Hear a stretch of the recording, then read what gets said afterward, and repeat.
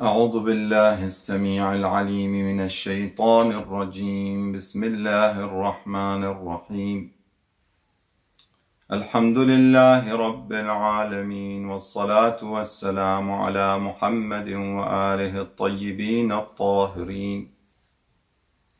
اللهم كن لوليك الحجة ابن الحسن صلواتك عليه وعلى آبائه في هذه الساعة وفي كل ساعة وليا وحافظا وقائدا وناصرا ودليلا وعينا حتى تسكنه أرضك طوعا وتمتعه فيها طويلا برحمتك يا أرحم الراحمين. اللهم صل على محمد وآل محمد وعجل فرجهم. Mes frères et sœurs, assalamu alaikum wa rahmatullahi wa barakatuh. Qu'Allah subhanahu wa ta'ala accepte vos actions et nos actions, incha'Allah, dans ce mois béni de Ramadan et dans le reste et les quelques jours qui restent de ce mois béni. Allah subhanahu wa ta'ala dit Baqiyatullahi khayrun lakum in kuntum mu'minin. Baqiyatullah est meilleur pour vous si vous êtes croyants. Dans nos dars, nous avons essayé d'expliquer et d'évoquer les droits qu'on a vus dans les lettres et dans le traité de l'imam Sajjad salawatullah wa salamuhu alayhi par rapport à nos devoirs et aux droits risalatul huquq, qui sont les personnes, les choses qui ont le droit et qu'on doit respecter leurs droits. On a vu que il y avait plusieurs parties, il y avait la famille, il y avait aussi les actions comme la prière, il y avait aussi, on n'a pas expliqué ça, mais parce que c'est vraiment très détaillé, masha'Allah, cette Risalatul Huquq, traité de l'imam Sajjad.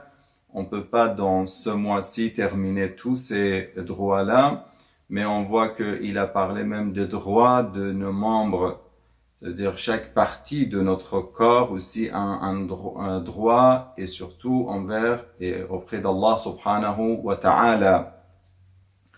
Et puis aujourd'hui, Inch'Allah, en continuant notre discours dans ce sens-là et surtout dans le but de satisfaire notre imam Sahib al-Asr wa Zaman, l'imam al-Mahdi Ajjalallah Ta'ala Farajahu al-Sharif, on a une responsabilité, une grande responsabilité vis-à-vis au pays. Maintenant, la question, quel est notre pays? Car cette question et cette interrogation se pose pour beaucoup de personnes qui ne savent pas quel est leur pays.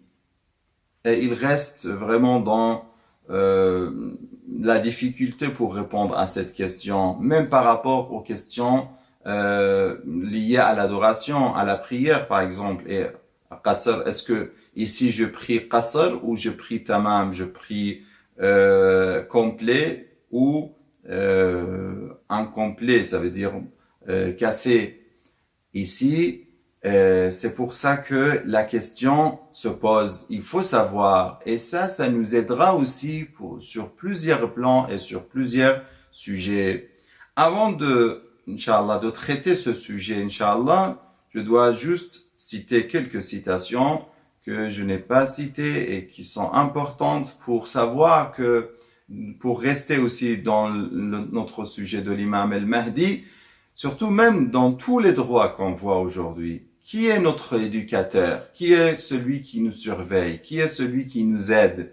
Si aujourd'hui je respecte le droit, par exemple, ça je respecte parce que je dois respecter, mais en même temps je sais que ce respect de ces droits que je viens de citer va satisfaire aussi mon éducateur. mon imam, qui est l'imam al-Mahdi, Ajjalallah ta'ala farajahu sharif, et qui va m'aider pour bien avancer dans ce sens-là et dans cette voie. L'imam al-Mahdi, khayrun lakum, le verset dit, il est meilleur pour vous. Et si vous savez, in kuntum, et si vous savez, ou si vous êtes croyant, in kuntum mu'minin. Dans le hadith aussi de Rasulullah sallallahu alayhi wa sallam, pour connaître l'importance de cette époque, il y a des gens qui disent que si on était dans l'époque de nos imams et qu'on pouvait voir nos imams, c'est vrai, c'est une grâce de voir notre imam devant nous, mais aussi si on est des vrais croyants, des bons partisans de l'imam, on aura une récompense que le prophète dit, Touba liman adraka qa'ima ahli bayti. Quel bonheur pour ceux qui vivent à l'époque de Qa'im, de l'imam al-Hujja, Ajjalallah ta'ala farajahu sharif, le dernier imam des gens de la demeure prophétique, le suivent, pas seulement qui vivent dans cette époque, les gens qui vivent dans cette époque de Rayba, de cultation de l'imam, mais en même temps le suivent avant sa réapparition, avant qu'il revienne. Ce n'est pas, ça veut dire à l'époque de son arrivée, Inch'Allah, lui, il est compatissant, il est aussi pardonneur, il va nous pardonner, il va nous aider. Il faut pas faire peur aux gens de l'imam al-Mahdi. L'imam al-Mahdi ne va pas venir pour, comme certains le pensent, pour tuer ou pour faire, je ne sais pas, pour couper des têtes. C'est pas ça l'image de l'imam al-Mahdi. L'imam al-Mahdi va venir avec rahmatul rasoul sallallahu alayhi wa sallam. Bien sûr, les ennemis de l'imam al-Mahdi qui vont l'attaquer, et lui, il va se défendre comme il l'a fait le prophète sallallahu alayhi wa sallam. Mais l'imam al-Mahdi, quand il va venir, on va voir que une grande partie de l'humanité, surtout les gens qu'on pense aujourd'hui qui ne sont pas des musulmans, ils seront peut-être beaucoup plus proches de l'imam al-Mahdi que certains musulmans. Quand on voit que dans le hadith que l'imam al-Mahdi va faire la prière et Jésus alayhi salam va prier derrière lui, et les chrétiens de cette époque, de l'époque de la réapparition de l'imam, vont suivre l'imam al-Mahdi ajjalallah ta'ala farajahu sharif.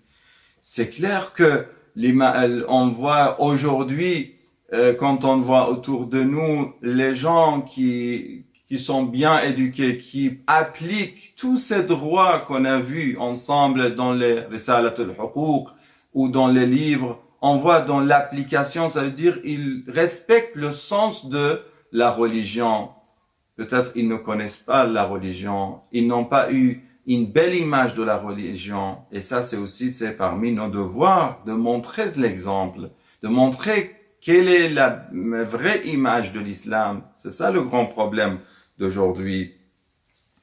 Et l'imam, le prophète dit, le suivent avant sa réapparition, ces gens sont mes amis. Le prophète dit, ces gens-là, c'est-à-dire si on est des vrais partisans, des bons partisans de l'imam, et on suit les commandements de l'imam, nous serons les amis de Rasulullah Muhammad sallallahu alayhi wa sallam.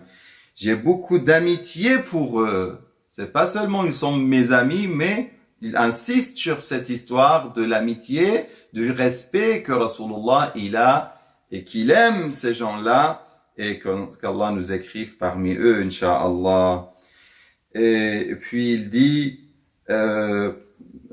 ils sont les meilleurs des gens parmi les gens de ma communauté.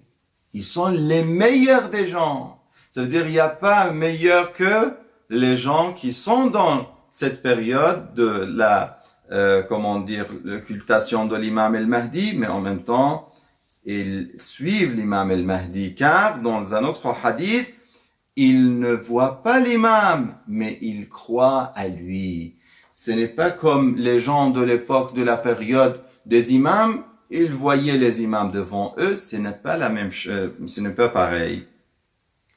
Aussi, l'imam, en même temps, il va pas nous laisser. Si on croit à l'imam, si on voit l'imam devant nos actions, ça veut dire pendant nos actions, si on pense à la satisfaction d'Allah subhanahu wa ta'ala et la satisfaction et celle de notre imam, on va avoir, incha'Allah, la surveillance de l'imam. Qu'est-ce qu'il dit, l'imam al-Sheikh al-Mufid? Il envoie une lettre à Ayatollah al-Sheikh al-Mufid à l'époque du 4e siècle d'Hégire ou 10e siècle chrétien. Il dit, nous sommes informés de votre situation et aucune chose ne nous en est cachée. Tout est clair pour nous. Nous faisons attention à vos affaires. Et puis il dit que, et nous vous le rappelons pas, si cela n'était pas ainsi, vous subiriez beaucoup de malheurs. Vous voyez, ça veut dire, si on voit que aujourd'hui il y a des malheurs, que Allah subhanahu wa ta'ala nous protège de certains malheurs, c'est grâce à notre imam sahib al-asri wa zaman. Mais après, on doit savoir comment satisfaire l'imam, comment être proche de l'imam. Parmi les moyens, c'est comme on a dit, de respecter les droits et de savoir et d'accomplir nos devoirs.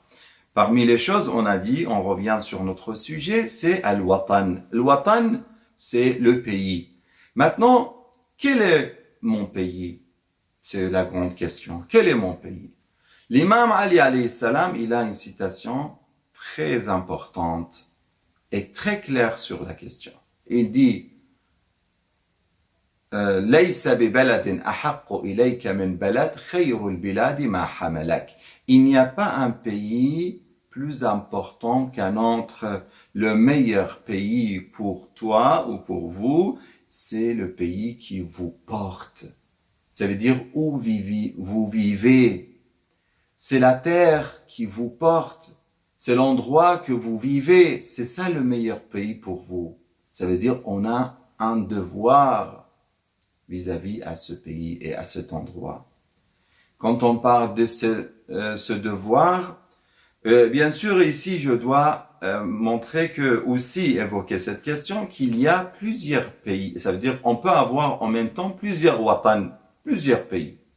Le pays où je réside, où je vis, ça c'est le pays on dit al-iqama, on dit aqama, ça veut dire watan al-iqama. Quand on fait la résidence dans un pays, même si ce n'est pas mon pays natal, mais j'ai vécu pendant une longue période, ça devient un pays pour moi. Et j'ai des devoirs et je dois respecter ce pays. Deuxièmement, le pays de Maouled natal. Je suis né dans ce pays, sur cette terre, j'ai des devoirs vis-à-vis, et ça c'est parmi la fidélité. Comment je dois être fidèle avec ma mère qui m'a porté, qui m'a accouché, qui m'a allaité. Pareil, la terre et le pays qui m'a porté, c'est une sorte de mère. C'est une mère aussi pour moi qui m'a porté, qui m'a nourri, qui m'a aidé pour être comme je suis aujourd'hui. La troisième, on a dit, c'est l'Watan al-Aba, c'est le pays de mon père et de ma mère. Ça aussi, il y a un respect pour ce pays, même si je suis, par exemple, ici en France, mais mes parents sont de tel pays, je dois avoir aussi un respect spécifique pour ce pays d'origine. Et le quatrième, c'est Ad-Din, pays, ça veut dire, et les lieux saints. Les lieux saints sont aussi un pays pour nous, comme par exemple la Mecque. Et c'est pour ça justement que quand on fait l'ibadat, l'adoration, on a le choix à la Mecque. et surtout dans la maison d'Allah subhanahu wa ta'ala, la maison sacrée de la Mecque, on a le choix entre qasr et tamam. On peut faire les deux. Pourquoi? Parce que c'est considéré aussi comme un pays pareil pour Médine, pareil pour Masjid al-Kufa et pour Karbala. Et surtout Al-Ha'ir al-Husayni. Vous savez, vous connaissez peut-être l'histoire de Ha'ir al-Husayni, quand Mutawakkil al-Abbasi, l'ennemi d'Allah, un des gouverneurs de Bani al-Abbas, il a essayé de détruire la tombe de l'imam al-Hussein par l'eau. Il a envoyé l'eau de l'Euphrate vers la tombe de l'imam al-Hussein, mais l'eau tournait autour de la tombe sans toucher la tombe. Et ça, on a appelé le Ha'ir. Cet endroit-là, il est devenu comme périmètre pour montrer un lieu sacré. C'est le haram, sanctuaire de l'imam al-Hussein alayhi salam. C'est protégé par Allah subhanahu wa ta'ala. Et justement, par cette terre, vous savez, même quand on a un lien avec cette terre, qui est la terre de Karbala, qui est la terre de notre imam al-Hussein, et c'est le lien entre nous et l'imam al-Hussein alayhi salam, qui est grâce à lui on vit, grâce à lui on mange, grâce à lui on respire. C'est pour on a un hadith que on est créé, nous, surtout les partisans de Ahl al-Bayt alayhi salam, de l'argile de Ahl al-Bayt. Shi'atuna khuliqu min fadli tinatina yafrahuna li farahina wa yahzanuna li huznina. Notre Shia et nos Shia, nos partisans sont créés du reste de notre argile. Vous voyez, ils sont heureux pour notre joie et ils sont tristes pour notre tristesse. C'est le hadith de l'imam Sadiq alayhi salam. Voyez ici que nous avons un lien dans ce cas-là. Et tous les mu'minines et tous ceux qui aiment, Inch'Allah, l'imam al-Hussein alayhi salam, ils auront ce lien avec l'imam al-Hussein salawatullah wa salam alayhi. Et par cela, et grâce à cela, Inch'Allah, si la personne il est malade, et ça c'est expérimenté, s'il prend une partie avec dua de la terre de Karbala, il va guérir, Inch'Allah. Allah va le guérir, Inch'Allah. Et puis, on a parlé ici de Watan et du pays. Il y a le pays de ce bas monde-là. On est en train de parler de tout cela, de pays dans ce bas monde. On a aussi un Watan al-Ibada, parmi les Watan al-Ibada, la mosquée.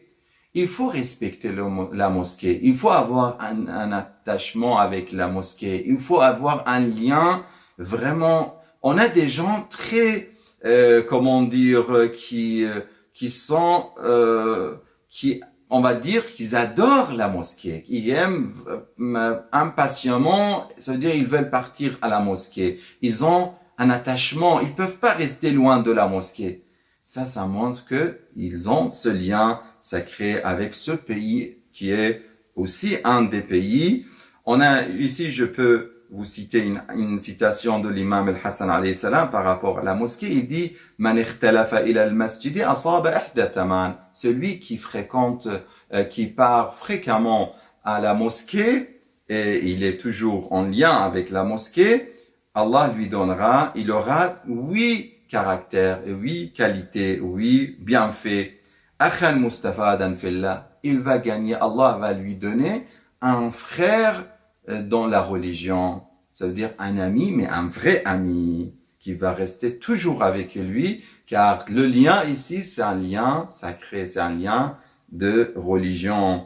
Aw ilman mustatrada, ou une science, il aura aussi ou bien ça, ou bien ça, ou bien toutes ces questions-là, ces choses-là.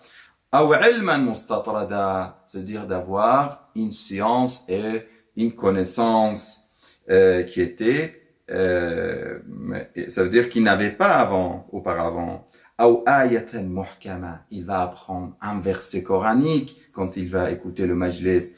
Aw rahmatan muntadara, ou une miséricorde attendue, qu'on attend depuis longtemps. Et je pars à la mosquée, sans penser, sans réfléchir, je sens que la miséricorde est arrivée. Aw kalimatan tarudduhu an rada, ou bien un conseil, une personne qui va l'aider, qui va le conseiller, et qui va accepter le conseil, bien évidemment. Il y a des gens qui n'acceptent pas malheureusement les conseils des gens sincères, même ils savent qu'il est sincère. Il n'est pas là pour critiquer, pour humilier. Il est là, ce frère, pour aider, pour conseiller. Mais malgré ça, il y a des gens malheureusement qui n'acceptent pas. Et ça, c'est vraiment dangereux pour la personne. أو كلمة تدله إلى هدى أو يترك ذنبا خشية où il laisse les péchés par la crainte d'Allah أو حياء où il est timide et il ne peut pas refaire ce péché car il sent la présence d'Allah subhanahu wa ta'ala. Ça aussi, la mosquée, c'est un pays pour nous. Et ça, tout ça, c'était des pays ici. Mais aussi, on a des pays par rapport, et quand on parle c'est-à-dire de pays ici, dans ce bas monde, on a aussi un lien entre les deux. C'est un autre pays, on dit le barzakh, c'est la tombe. La tombe aussi, c'est watan, c'est un pays. On reste jusqu'à la résurrection, on reste dans la tombe, qui s'assoit, Inch'Allah, pour nous, un paradis. Parce que la tombe peut être un paradis pour le mu'min. Et ce paradis doit être, c'est aussi lié à ce pays qui est notre pays. Et ce qui est intéressant, je vois qu'il y a des mu'minines, il y a des gens qui préfèrent être enterrés dans le pays où ils vivent. Et ça, c'est une bonne chose. C'est une bonne chose parce que ça donne, ça veut dire plusieurs raisons. Je vais pas tarder, mais déjà, c'est une reconnaissance pour cette terre et ce pays où ils vivaient.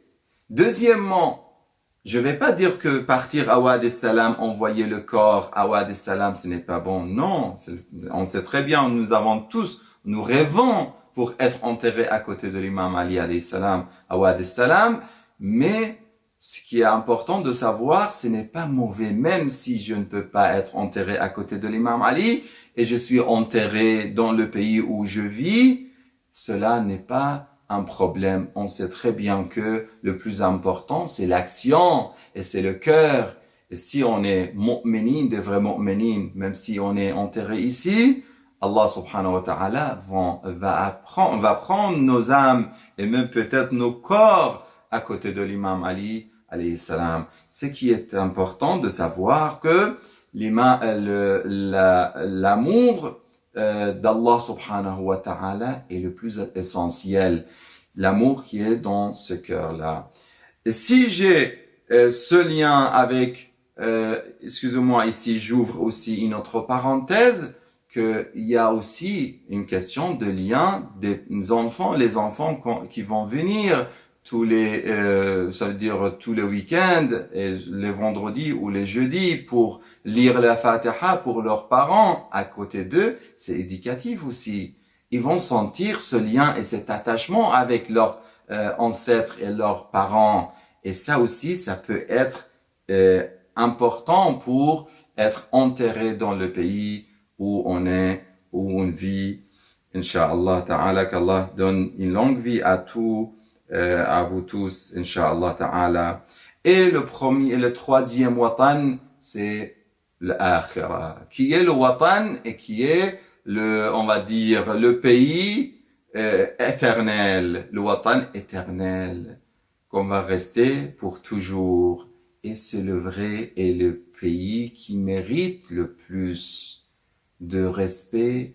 Et l'imam al-Hassan alayhi salam, quand il est demandé pourquoi on déteste ou on fuit la mort, il a dit car vous avez détruit l'akhira et vous avez construit la dunya. Et personne n'aime partir d'un lieu construit à un lieu détruit et ruiné.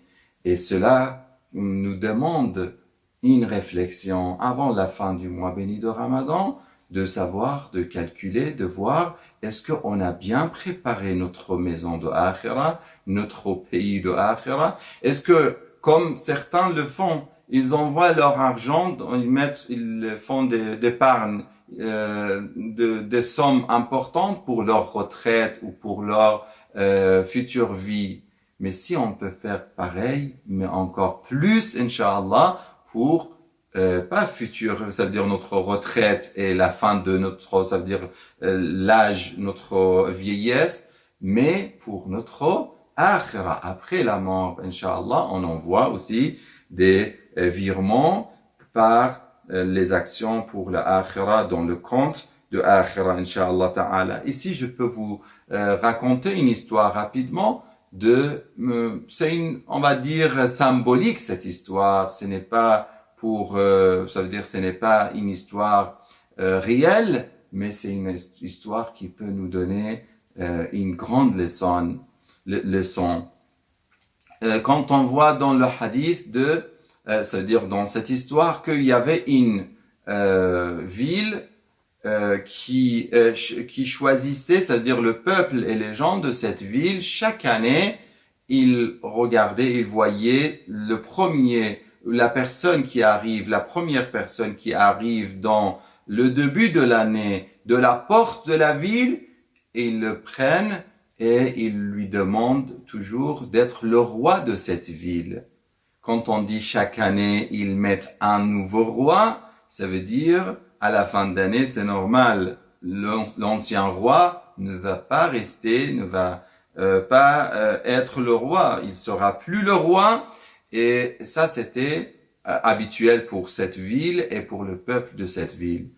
L'année après l'année, les gens arrivaient et chaque fois, ils prenaient la personne qui arrivait dans tel jour, ils le mettaient comme roi, mais à la fin de l'année, ils l'envoyaient dans une île lointaine et qui sans arbres, sans même logement, sans rien. Ça veut dire vraiment comme on va dire une forêt. Et c'est là où même pas, comme peut-être un désert. Et année après année, les gens qui arrivaient, ils étaient contents quand ils demandaient à la personne, est-ce que tu veux être notre roi de cette ville, dans un grand château, ça veut dire avec des jardins, avec des rivières? Personne ne disait non, bien sûr. Ils étaient même ravis de ça. Mais une année, à un moment donné, parmi les années, il y avait un intelligent qui est arrivé dans cette ville, un sage. Quand il est arrivé, les gens arrivaient autour de lui. Bienvenue, bienvenue, notre roi. Pourquoi vous dites, c'est-à-dire que je suis votre roi? Ils ont dit, parce que nous prenons, nous avons cette, cette habitude de prendre la personne qui arrive dans tel jour comme roi pour notre ville. Il a dit, bon, d'accord, mais je dois d'abord savoir, je serai votre roi jusqu'à quand? Jusqu'à toujours? Ils ont dit non, bien évidemment. Comme vous l'avez constaté, chaque année, dans tel jour, on prend un nouveau roi. Il a dit, après, qu'est-ce que vous faites avec l'ancien roi? Ils ont dit, bonne question. Ils ont su qu'il est intelligent.